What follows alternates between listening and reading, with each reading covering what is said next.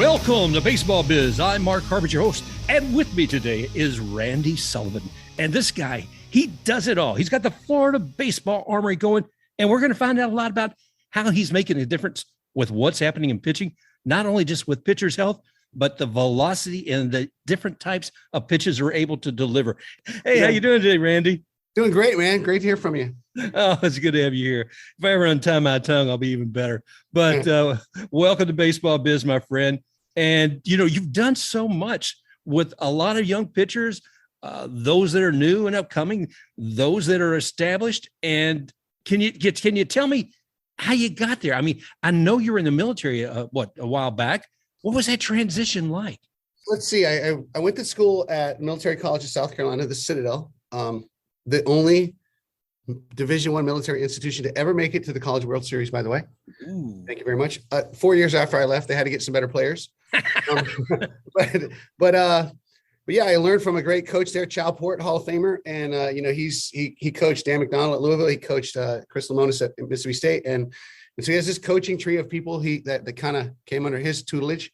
And then went into the Air Force. I was at school on an Air Force ROTC scholarship.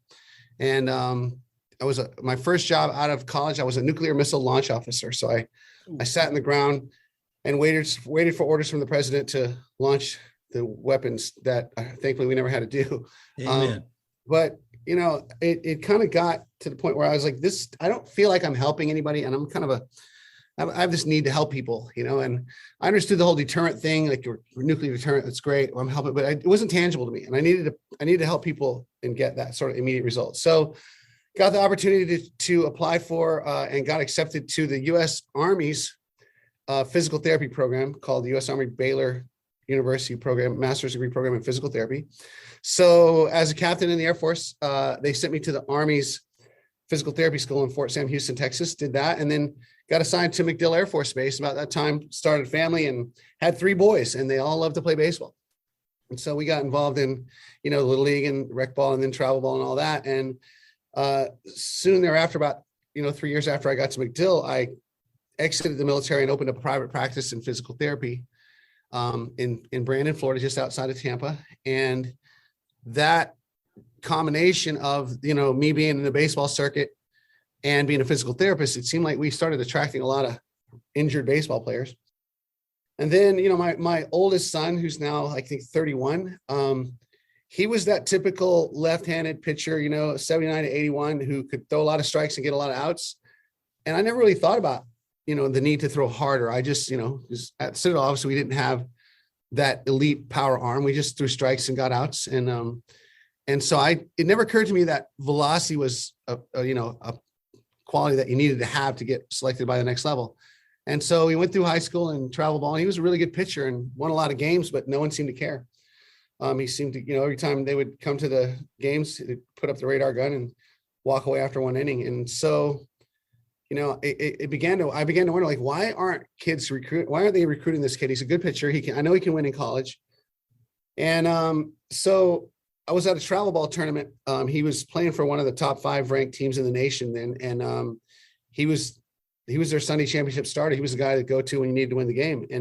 And so it was his day to pitch. And so this day I decided to kind of go undercover, and I dressed up like a college recruiter. I had the hat with the sunglasses on backwards, and I had the cargo shorts were big, you can't argue with the utility of all those pockets. Right. And then, coaching shoes. And I carried a little backpack, but I didn't know what they had in their backpacks. So I just put a bunch of books in mine. Okay. and so then when he went to pitch, I kind of nuzzled in among all the recruiters that were there. And, same thing, 1, 2, 3, first inning. And then they packed their radar guns up and they all left. And I was just kind of wondering, and then finally one guy turned to me. I guess he thought I was one of them. And he said to me, "This kid's really good. He just doesn't throw hard enough to play at our level." I'm like, wow, I didn't know you have to throw harder. Right. So I started asking everybody I could think of, how do you teach someone to throw harder? And back then the theme was, you can't. It's just a gift. And, you'll never throw harder than your genetics will allow, et cetera, et cetera. And I was like, come on, man, that doesn't make any sense to me. It's a movement. I'm a physical therapist. I teach people to move every day. We just got to figure out this movement. And so I talked to him and he said, "Yeah, Dad, I want to play college baseball. I'm like, all right, I got to get to work and do some research. And so I kind of went all over the world, studying everything I could. And I came across Texas Baseball Ranch's stuff, and we got linked up with them for a while, and started implementing some of their processes. And it was beginning to work really well. He went from like 81 on his last high school game when I finally bought a radar gun to out of junior college, he topped at 93. And Ooh. So the second time around, the recruiting process was a lot different. He was a lot more popular, and so we realized that, we began to attract all these players because of what he had accomplished. And then all these injured guys that had been coming to our physical therapy practice, it occurred to me that we would get them in that typical cycle where they would be hurt. They would come to us. We'd do the physical therapy, traditional like everybody else does. But we never linked the part about the throwing to them. We just did the rehab and sent them out, and said, all right, here's your return to throwing program. That same one that's been copied so many times, you can hardly read it, that same return to throwing protocol that was written when it was still okay to smoke cigarettes in the dugout. Right. So I thought, well, we got to do this different, because we sent these guys back.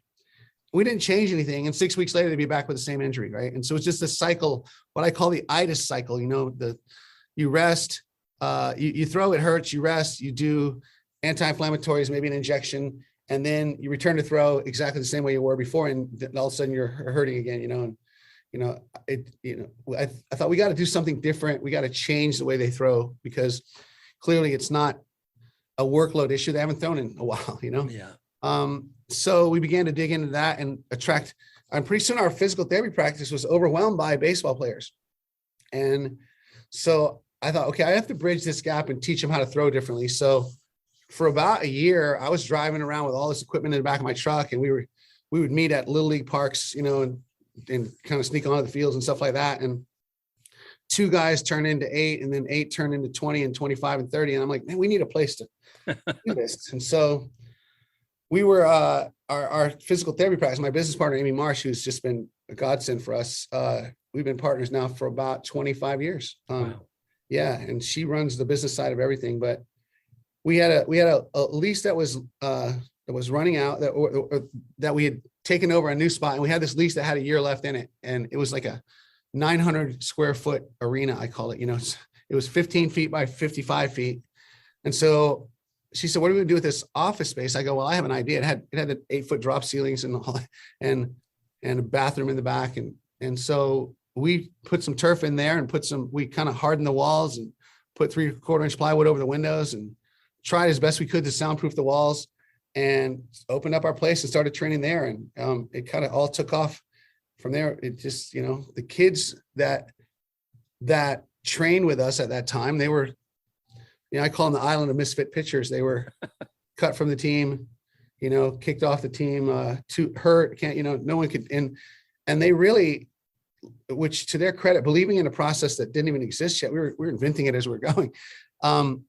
They got better so much that people started taking notice that, hey, what's going on over here? We got a little hotbed of talent coming out of this place.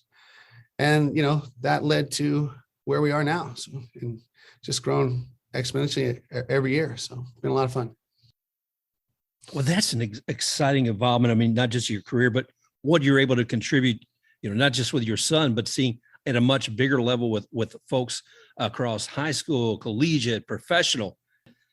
I wonder, one point you talked about kind of interested me is that period between 2 physical therapy sessions is saying, what the heck happened? Was it hard to break through people's mindsets to say, there's a better way. There's a better way to keep this player healthy and still perform at a high level? Oh, absolutely. I mean, and there was a lot of resistance, to be honest, from both the medical side and the baseball side, because when I asked all the baseball people, very few people said it was possible to teach someone to throw hard. And as far as keeping people safe, both on the medical side and on the baseball side, it was all about workload. You just got to limit the workload. And if you just don't throw too much, you'll never get hurt. And it just wasn't true. It was low hanging fruit. Workload does matter, but it's a whole lot of other important factors that contribute to it also.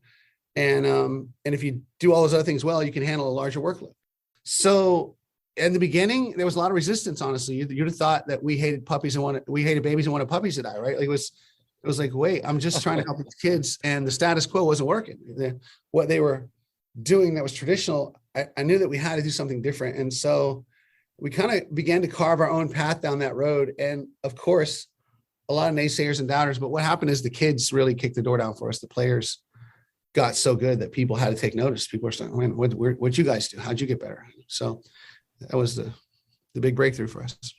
You know, they can't ignore success. That's the thing. If you're starting to put out players who can perform so much more. I know when a player comes through your door, I kind of jump to something else here for a moment. Mm-hmm. I remember reading on your site, I believe, or somewhere, saying that every player is a puzzle, and I think you guys are the puzzle masters. Right. When a player comes through, what are the first things that you look for? What are the first things that you analyze? You know, if there's something that you can do to help that player, or even what they're looking for. Yeah, that's a great question. The first thing you have to understand is that, like, there's not one solution. There's not, all you got to do is, all you got to do is long toss. All you got to do is weighted balls. All you got to do is lift weights. All you got, it's different for every guy. Right. And so the first thing you have to realize is that this is a complex process, and that if you try to oversimplify it, you're going to miss a lot of stuff. And so you have to develop a system where you can just meticulously evaluate variables and figure out what might be contributing to subpar performance or pain, and then systematically eliminate them. And so the first thing we do is start with an interview of the client. They walk in, we find their history. We do as much research as we can before they get here. If they're, a prominent name that has a lot of video out there, we'll check it out. And if they're a pro guy or a college guy that we have data on, we'll look at their data that see, what is it that's keeping them from moving that to that next level. Then we do a thorough, a medical history. We want to know every injury they've ever had, because anything could be a contributor, and then how they recovered from it, when it was. And then we have to figure out, okay, when you throw a lot, what part of your body or your arm do you feel pain in, like the next day? Right. And that's a big deal, because a lot of players are afraid to call it pain. They don't want to say they hurt. So we just tell them anything that feels sore, weak, tired, fatigued, stiff, whatever you want to call it. Just tell us where that is, what part of your body is the most stressed. And that kind of gives me a portal in to look into, like, okay, where should we begin looking here? Like where is the stress that's kind of limiting them? And so we start with that. And then we do, how ramped up are they after COVID? We had to know, have you been throwing a lot, or are you just right out of the garage now onto the field? We got to ramp them up. And then how do they recover? Like, if they have an outing where it's not a real significant workload, are they able to throw the next day, or do they have issues with recovery? And from there, we go to a physical evaluation where we evaluate about 20 different variables and that used to be about 45 different things that we looked at. And over the years, I'm like, a lot of things weren't giving us the information we wanted in my medical background. And a lot of times people seem to have the same results on every test. And so we kind of eliminated a bunch of stuff and kind of narrowed it down to, I think it's like 18 or 19 different things that we look at now. And we used to think that if we had physical immobilities or, tightness or things like that, or asymmetries, that it would, if we could correct those, it would reduce your risk of injury. And after about a decade of research, that turned out not to be true. And then we thought, okay, well, maybe if we can get them more flexible, we can unlock all this hidden ability that they have. And that turned out not to be true either. There's a lot of really good tight athletes in the big leagues. Okay. But what it does, the physical evaluation gives us the opportunity to really link the hardware to the software. One of the hallmarks of our process is individualization. And to individualize training, the hardware is the physical structure, how you're made, and the software is how your body's choosing to move. Some of the hardware we can change, like if you have tight hamstrings, we can change that, but I can't change the bony orientation of your hips, for example. Right. And so what I have to do is use that physical assessment as a landscape, a hardware landscape, so that when I look at the video and see how they're moving, I can make a decision, okay, is this guy moving in the way that fits his hardware the best? And linking those two together is really, it's kind of a unique thing, because while you're looking at the video, in the background, you have to be running all this information that you just took on their physical to see if that's the way they should move. And that requires a little bit of nuance and a lot of experience. And there is some subjectivity to that, Well, yeah, you've been doing this for more than just a couple of weeks or years. You've been doing this long enough to know if you're seeing something unique, or if there's some kind of physicality that's unique to that player to address. Right. I think I counted that since we started in 2008, I've done about 29,000 assessments on pitchers. Good gravy. Yeah. And so I've seen a lot, and that experience base really helps. And I still do all the evaluations, the initial evaluations. I do them myself because I just can't. It means so much to these players that I just want to make sure that I do everything I can to get it right in the beginning, and that experience is kind of irreplaceable. And so, so then once we have all that information and we look at the video and see how they're moving, then we can write a comprehensive training plan to kind of go, all right, here's what we have to do for this guy. Right. And then we go out on the floor and we start training. And then there's this ongoing assessment every day. Once that, the plan I write in the beginning is my best estimate. But when we get on the floor, our instructors are skilled enough to be able to adapt on the fly and make changes within the parameters of our system so that we can change the plan every day, and subtly tweak it here and there and help the guy get where he needs to go. In most cases, you're getting a good athlete walking through that door. You have somebody with passion, somebody with a fire inside themselves who wants to achieve something. And I know you've had great success with a lot of pitchers. I know a few years back, Jake Odorizzi was a guy I followed all the time. And I saw what you did some things and he came back fairly strong. And currently, right now, the AL pitcher of the month, we're looking at Logan Gilbert. I mean, here's a guy from Winter Park. His dad comes knocking on the door, and then you guys have a conversation. What was that like? What happened there? Well, let me just say, all these pros that we have had the honor to work with, they're all great guys. I mean, they're pro baseball players that last, the guys that stick around, they're just good people. I mean, there's a lot of really good guys in the game. And that seems to be the kind of athlete we attract, and not always elite athlete. We get guys that are, like baby giraffes walking around, falling over themselves. But Logan came to us, I think he was 15, maybe 14 or 15. He was really tall, played third base and pitched. He was on travel ball team, and he was getting some interest from college scouts. And his dad said, look, he's getting offers from colleges to play baseball, but what they don't know is that he can only throw one inning every tournament, and then his elbow hurts and he can't throw again until the next week.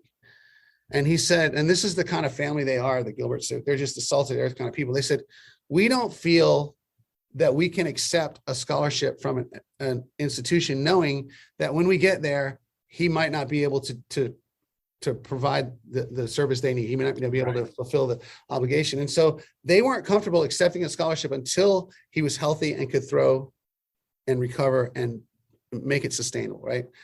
So, we got to work with Logan, and he came in. It was about an hour and a half drive every day for him to come in. He would come in all the time, and we got his elbow healthy. It stopped hurting. And then of course, when your body's hurting, it's kind of holding you back from elite performance. And so as his pain went away, he began to just excel, and the velocity began to climb. He developed some really nasty secondary pitches. And then he went to Stetson, and frankly, they did a great job with him. I mean, there was a point where at Stetson, when they had a really, really big year, went to the super regional, almost beat North Carolina there. We had three of their starting pitchers were our guys, were guys that we trained since they were in high school.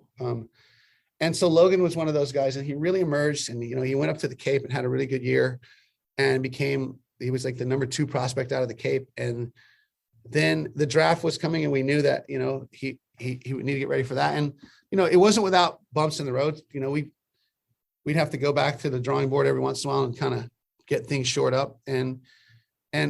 But if everyone who coaches kind of knows this, if the guys will buy into the process and do the work, great things can happen. And it's that relationship that you build, that they trust you and you trust that they're doing their part, that really is magic in helping a player get better. And Logan has been one of the most consistent hard workers ever in our program. And it's so thrilling to see the results that he's getting, because you can see how hard he worked to get there. And he's the most humble guy you'll ever meet. The kid, first round draft pick, he's a superstar in the big leagues. And he still drives the same car that he had in high school. We're like, Logan, you don't fit in your car anymore, bro. You got to get in the car. And he's like 6'7". He's just tall. He doesn't fit in his car anymore. But he's so humble. That kind of thing doesn't matter to him. He's on a mission. And he comes in every off season, and, you'll see guys come in to do the work, and some of them will bounce in. Hey, I got to go do this. I got to go do that. And they'll kind of kick out early, and, they're grown men. If they're pros, they can manage their own schedule. I don't tell them, no, you have to stay. Logan comes in and he spends 4 hours every day. He comes in, he's the first one here. And at the end, he's like, what else do I need to do? I'm like, Logan, just go home. You're good. You've done everything you need to do. And he's just really been good about the consistency of the work. And even during the season, we write a training plan for him. He has an app on his phone, and every day he wakes up and looks at his app and knows from the weight room to the mobility to the movement prep to his throwing program every day.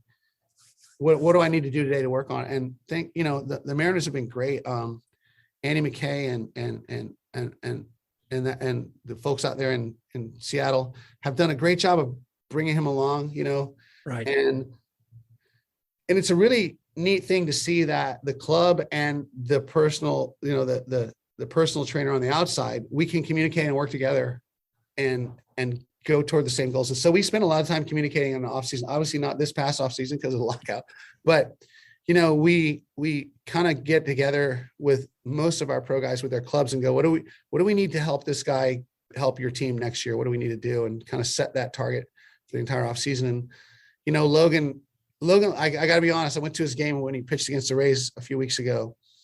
And, after it was over, all this big crowd of people there to get his autograph. And I just waved at him and he looked at me and smiled and he said, we've come a long way, haven't we, Coach? I said, man, it just broke me, because I saw where he came from and to see what he's doing now, it's really exciting. And the sky's the limit for that guy. He's getting better all the time. And, every season has its bumps. And so his last couple of outings haven't been stellar. And he knows that.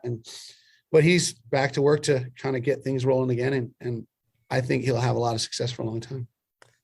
Well, I'm glad to see you made a part of that. I'm glad he acknowledges what you've all done too. And I wondered, through some of the things I've watched on you with YouTube, you can never really completely replicate the movement that you just made. So right. Whatever you just pitched, even though you want to throw that inside pitch exactly there, it doesn't necessarily go there. Yeah. And the way you get there isn't the same, right? And for years, coaches have been lost in these mechanical details, like try to repeat your mechanics, right? And it came from the fact that major league pitchers at the highest level get to within millimeters of the same release point on every pitch. So the assumption was they must be repeating their movement exactly the same way. And so for about 2 decades, pitching coaches started to minimize movement to maximize efficiency. And it was the wrong move. What it did was rob them of their athleticism and their adjustability. It's not repeatability that gets you to that endpoint. It's the ability to make rapid adjustments, okay? In 2020, a Japanese group did a study where they put motion capture sensors on arms of high-level pitchers. They had them throw a series of pitches. And usually when you look at motion capture data, you'll take pitcher A and look at all the data from pitch 1 in aggregate and compare it to pitch 2 and pitch 3. This group did something different. It's called permutation. What they did is they created a hypothetical pitch where they randomized what pitch they selected that joint part, that body part from. So they took like a wrist from pitch 1, an elbow from pitch 4, a shoulder from pitch 15, a hip from pitch 12.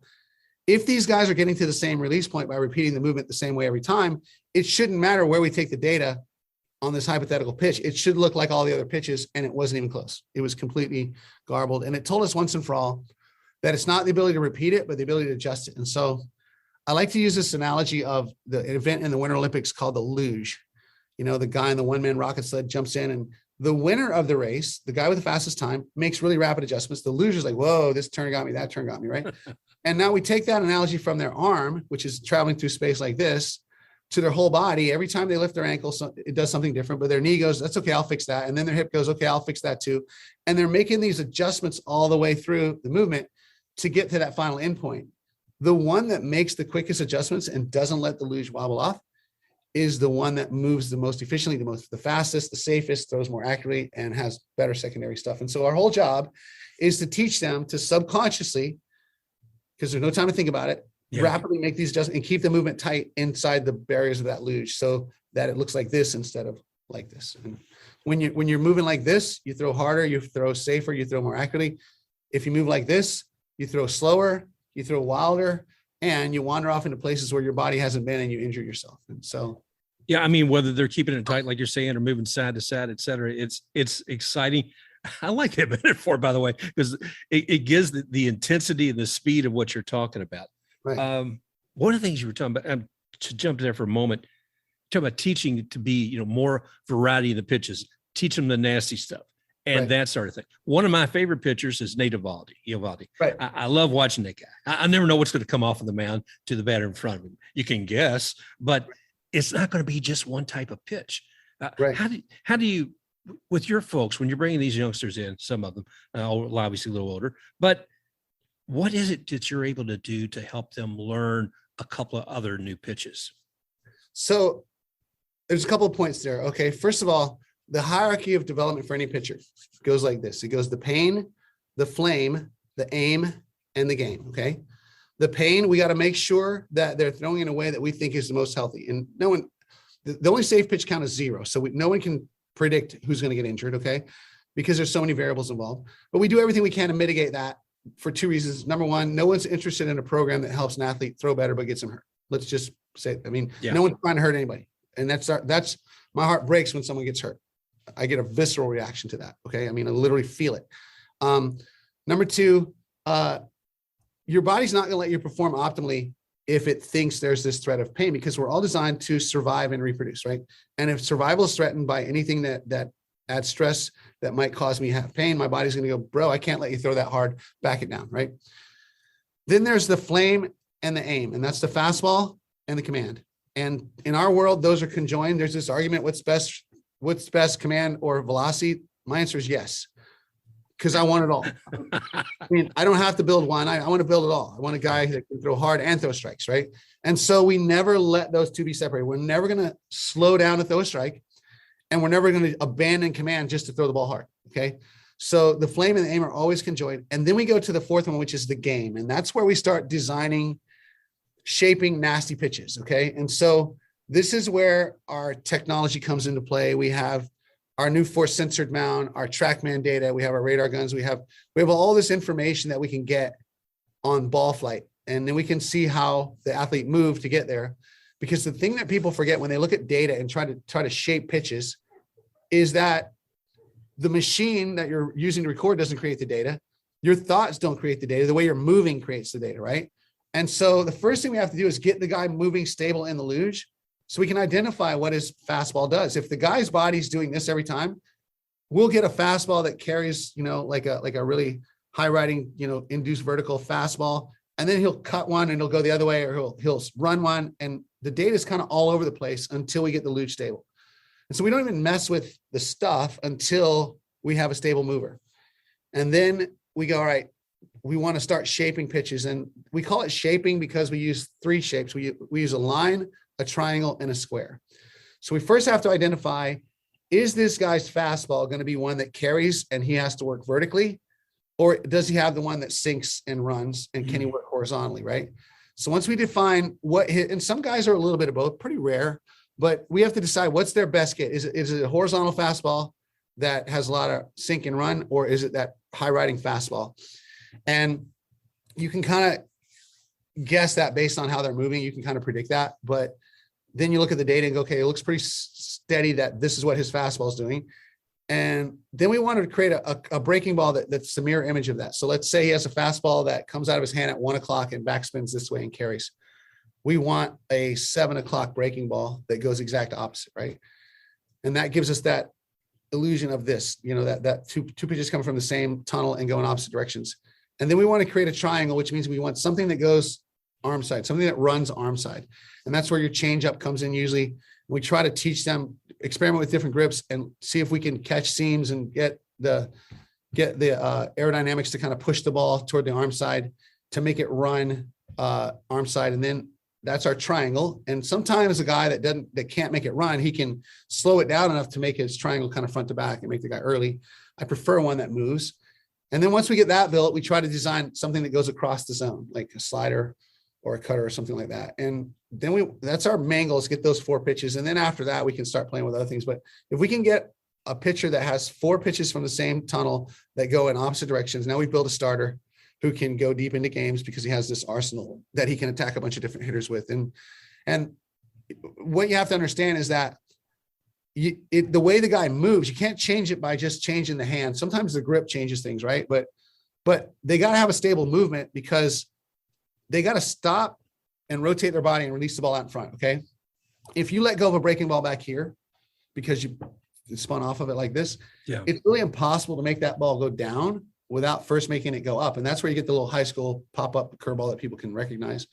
We got to be able to stop the pelvis, rotate the upper body, and release it more out front so that it can be that fastball looking thing that just goes down and doesn't go up before it goes down. And so that's a lot of trial and error once we get to that point. And we use our Edgertronics camera, our TrackMan, and our radar gun and all this data. And then, we always, when we used to use Rapsodo a lot, sometimes the pitch would say, hey, it wasn't a good pitch. And I would say, well, Rand Soto said that was a good pitch. I've seen a lot of pitches and that was a really good pitch.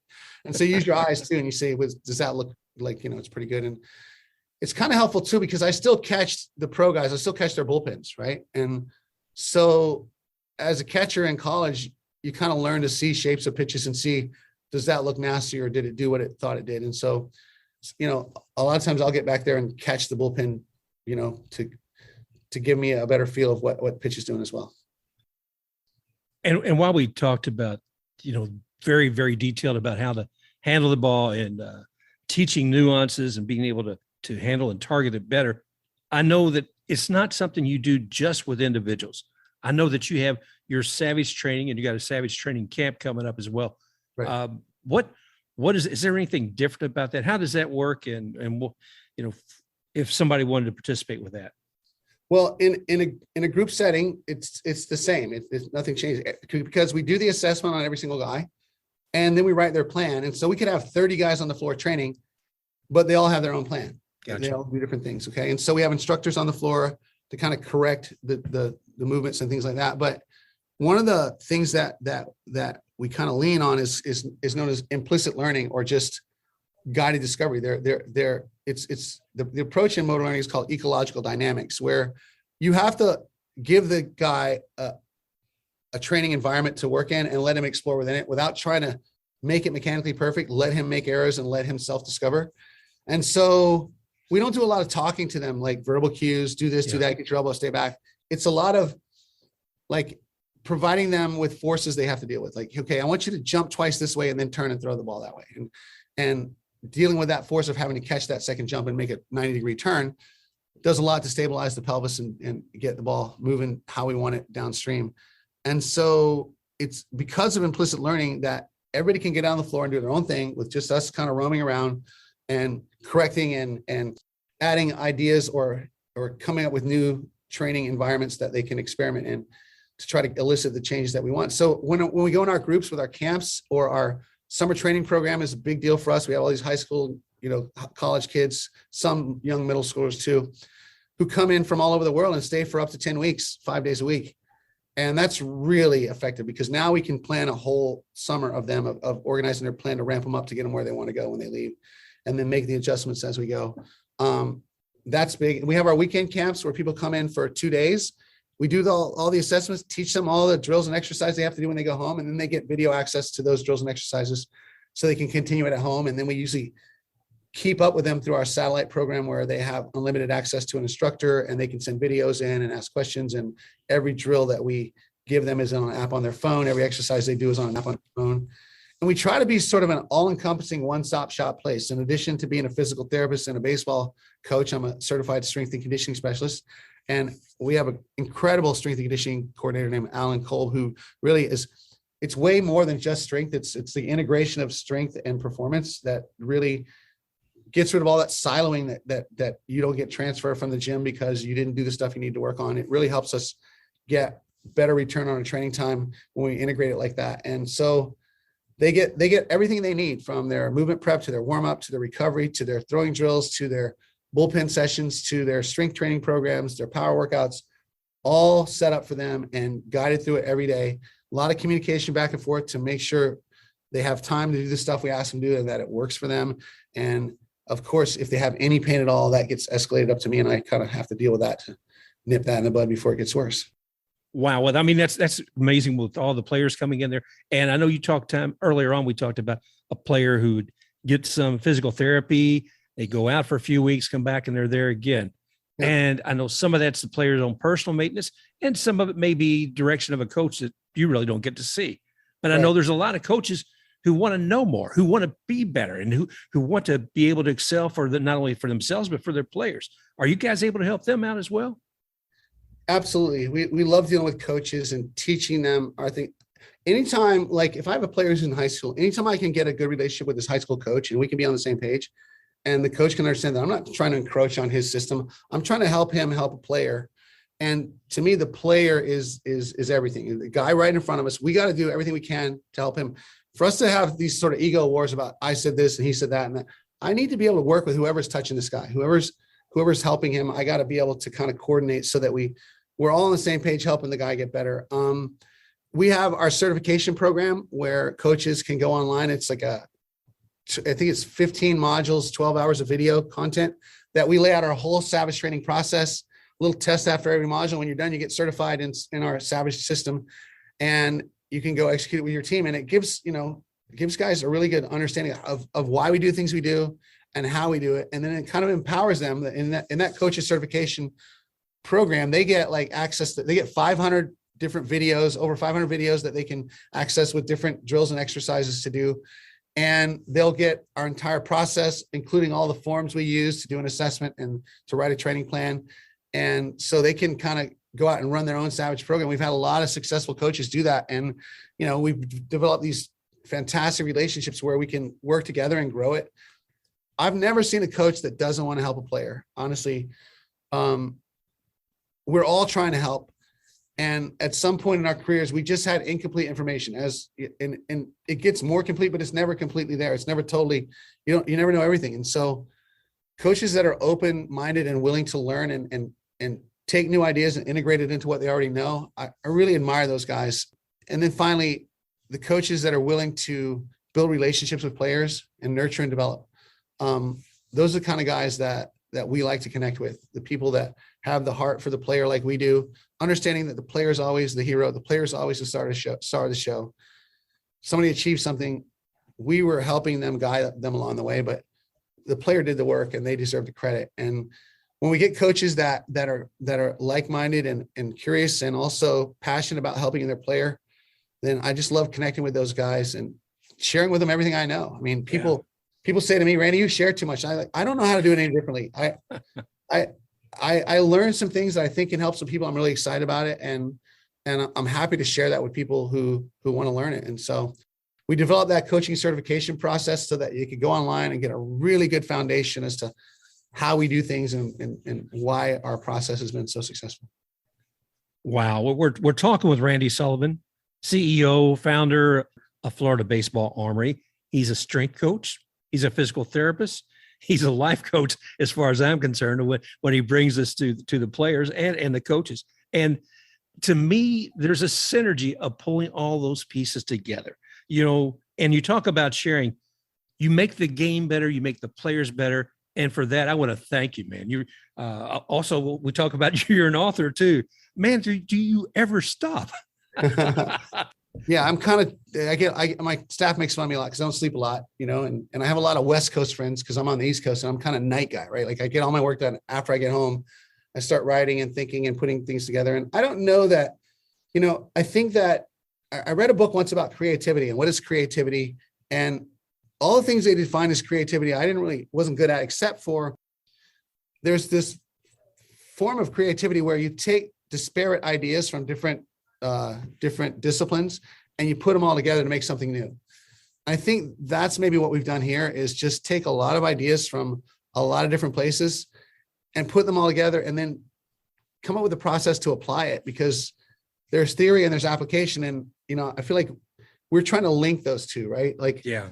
Like I think my certification course is subtitled "Linking Nerds to the Neanderthals," like the missing link. We want to be those people that take what's complex, and then while respecting the complexity of what we're trying to do, movement is complex. You can't oversimplify it, but you can make it simple to apply. Right.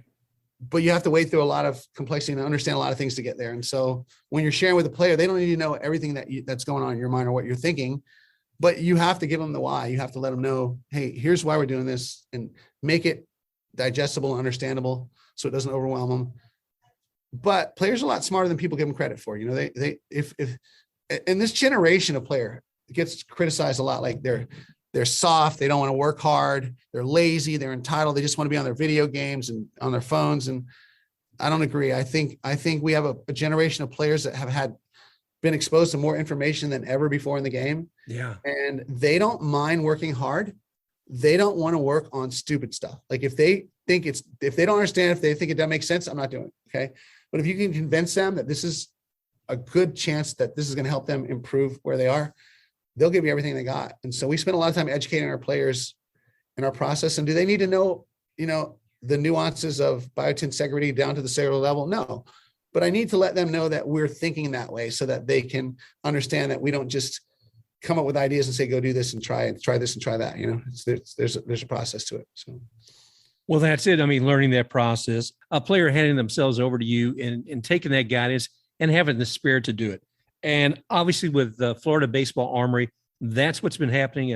I think you started out with a small office, a Quonset hut, going to other little league parks, whatever it was. I know you've got a real nice place there with the Baseball ARMory now, but you're also coming up with a new place, right? That's funny. Yeah, absolutely. We're so excited about that. We just went out there and met with a contractor and all the subcontractors today. And we have this new 20,000 square foot facility going up on a 3.5 acre lot. Wow. That we purchased about 3-4 years ago, and going through all the zoning and everything. And now it's actually, shovels and they're moving dirt and they're laying the foundation. The concrete's going in soon. Our building just arrived today, at least part of it. And so by the end of the year, we hope to be in there in our brand new facility, it's been such a blessing. We want to reinvest into our players. We want to take what we make and reinvest it into. And so just to have the facility and have the space to accommodate everybody that we need to accommodate and not have everybody crowded into that 900 square foot place that we're in. Although, you do miss those days. It was a grind but it was blue collar back then. There was nothing special about it. It was just a bunch of dudes working hard and sweating. And so, but we're excited about this new facility. I owe all of that to my business partner, Amy Marsh. She has guided us through this whole process from our physical therapy practice to the transition to the baseball business. She's been at the helm the whole time. Wow. And that has been invaluable. If I can make, any business advice to any kind of coach who's trying to do something like this, if you still want to be the guy that does the coaching and comes up with the ideas, you have to have somebody run the business, right? And that somebody needs to be somebody that actually cannot go on the floor and do the training, because you'll get busy and you'll send that person out on the floor to do the training when you should be running your business, right? And so Amy's so great at that she runs the entire business process, does all the hiring and firing, does all the HR stuff, does all the payroll, manages, takes all the sales calls and manages our staff, which frees me up to kind of just think and innovate and create and build relationships with players. Because at the end of the day, it's that one-on-one relationship with the player and that trust that you mentioned, that you alluded to earlier, that I trust you, you trust me.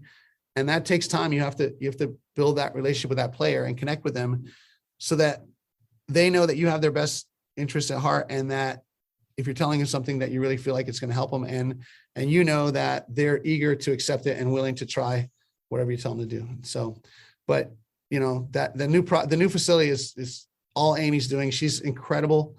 I'm a hard worker, and people accuse me of being a workaholic, but when you're passionate about it and it's fun to go to work every day, it doesn't feel like work. I get home, I live about 4 minutes from this place, and then I go home and I eat and I work some more and watch all our players play on TV and come up with ideas and write things and put them down and then get up and do it again the next day. But it never feels like work, right? But without her managing the business side of it, we wouldn't be able to help all these kids that we help, because she makes sure we can keep the doors open and kind of move forward and reinvest into our players and our facilities. It's been really cool. Well, Randy, kudos to you and to Amy for putting all this together and making the difference. And while you guys will be moving in there next year, right now you still got a lot going on and you're helping a lot of folks. Do you have any training, or is there camps coming up or anything, folks that can sign up right now? Oh my goodness, this is getting to be the time where we shine, right? When the players are in season, about February to early May, it gets kind of quiet. But now summer program will start on June 6th, and it is 5 days a week. We have 2 sessions. We have one that goes from 8 to 12 and one that goes from 12 to 4. And they can sign up and stay for 2 weeks all the way up to 10 weeks. And we'll work them 5 days a week and get them through the process and help them get where they want to go. We got one camp a month starting in June, one weekend camp a month. And then if none of that fits their schedules, so they can go to floridabaseballarmy.com and look for our summer program, look for our weekend camps. And if none of those fit your schedule, then you can schedule what we call a one-on-one precision strike evaluation and training session, where you fly in for a day. We spend 4 hours with you, take you through the whole process, do the assessment, show you all the drills and exercises, give you video access to everything when you get home, and kind of guide you through the process from afar.